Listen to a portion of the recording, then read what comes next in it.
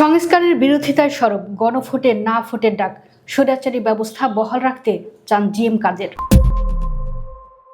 দেশ যখন দীর্ঘদিনের স্বৈরাচারী ব্যবস্থার জঞ্জাল সরিয়ে গণতান্ত্রিক সংস্কারের পথে হাঁটছে, ঠিক তখনই উল্টো সুর গাইছেন ফ্যাসিস্ট হাসিনার ঘনিষ্ঠ দোসর হিসেবে পরিচিত জাতীয় পার্টির চেয়ারম্যান জিএম কাদের। রাষ্ট্র সংস্কারের অংশ হিসেবে আয়োজিত হতে যাওয়া গণভোট বানচালের লক্ষ্যে তিনি জনগণকে না ভোট দেওয়ার আহ্বান জানিয়েছেন।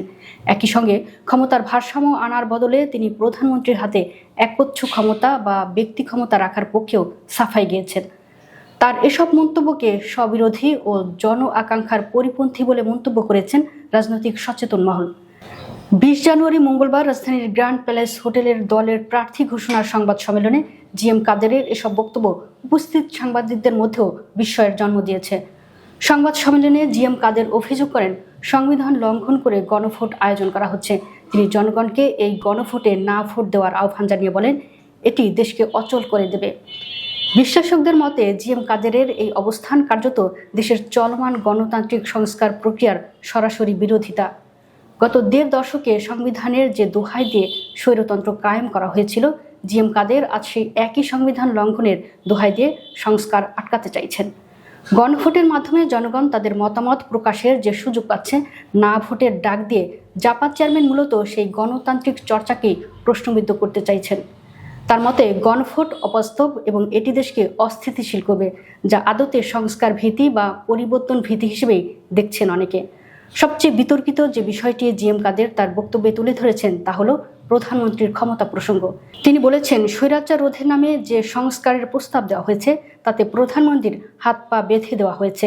তিনি যুক্তি দেখান যে দেশ চালাতে হলে ব্যক্তি ক্ষমতা দিতে হবে। রাজনৈতিক পর্যবেক্ষকরা বলছেন, 24-এর গণঅভ্যুত্থানের মূল স্পিরিট বা চেতনাই ছিল প্রধানমন্ত্রী বা সরকার প্রধানের একচ্ছ ক্ষমতা খর্ব করা, যাতে ভবিষ্যতে আর কেউ স্বৈরাচার হতে না পারে। অথচ জিএম কাদের প্রকাশ্যে সেই একচ্ছ ক্ষমতার পক্ষে কথা বলছেন। ক্ষমতা না দিলে দায়িত্ব পালন করতে পারবে না। তার এই যুক্তি আধুনিক গণতান্ত্রিক রাষ্ট্র ব্যবস্থার ধারণার সঙ্গে সম্পূর্ণ সাংঘর্ষিক।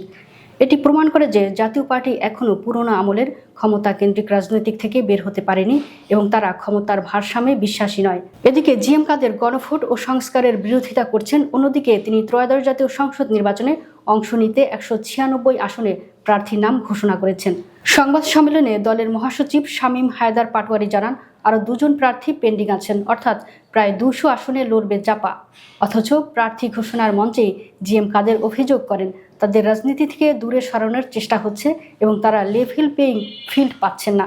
সমালোচকরা বলছেন, এটি জিএম কাদেরের পুরনো কৌশল, নির্বাচনের মাঠে থাকার সুযোগ নেওয়া এবং একই সঙ্গে আগাম পরাজয়ের অজুহাত হিসেবে অসমতল ক্ষেত্রের অভিযোগ তোলা। এই দ্বিমুখী নীতিতে তিনি দীর্ঘদিন ধরেই রাজনীতি করছেন।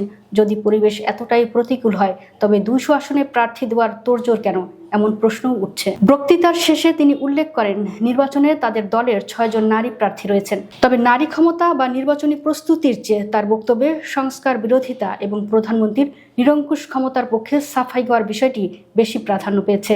রাষ্ট্র যখন একটি ভারসাম্যপূর্ণ গণতান্ত্রিক ব্যবস্থার দিকে যাওয়ার চেষ্টা করছে, তখন জিএম কাদেরের এই বক্তব্য তাকে সংস্কার বিরোধী হিসেবেই চিহ্নিত করছে। প্রধানমন্ত্রীর হাত পা বেঁধে দেওয়া হয়েছে বলে তিনি যে আক্ষেপ করেছেন, তা মূলত জনগণের হাতে ক্ষমতা হস্তান্তরের প্রক্রিয়ার প্রতি তার অনাস্থারই বহিঃপ্রকাশ।